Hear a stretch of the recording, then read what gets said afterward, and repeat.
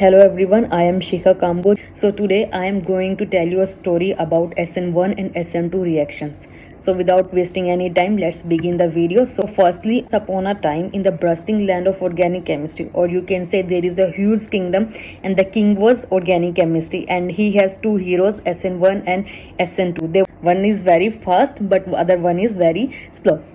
So SN1 is also known as unimolecular nucleophilic substitution and SN2 is known as bimolecular nucleophilic substitution. Unimolecular means only one molecule will participate in the reaction and the bimolecular means two molecules will participate in the reaction. So there are three phases of the story. The first phase is the SN1 journey, and next is SN2 adventure, and last one is different paths but the goal is same. Now the first phase is SN1 journey. So in this phase the SN1 was very thoughtful and patient. He liked to take time and make sure that everything is just right and perfect.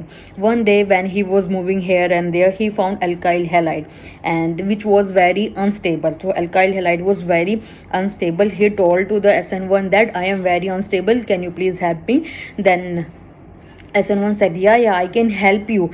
First, SN helped alkyl halide lose a part of itself and call the leaving group.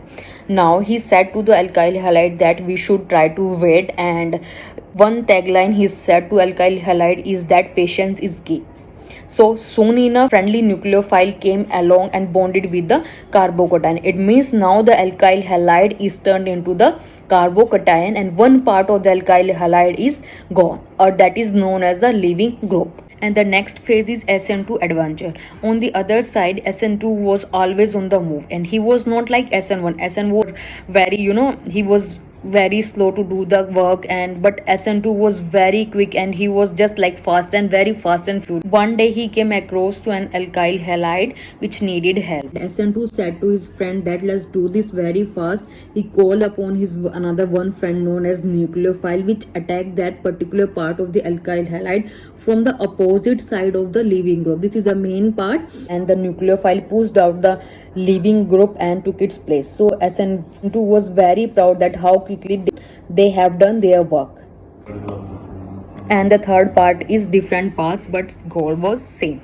So SN1 and SN2 was very different in their work, and the work they have done, SN1 was very slow and SN2 was very quick.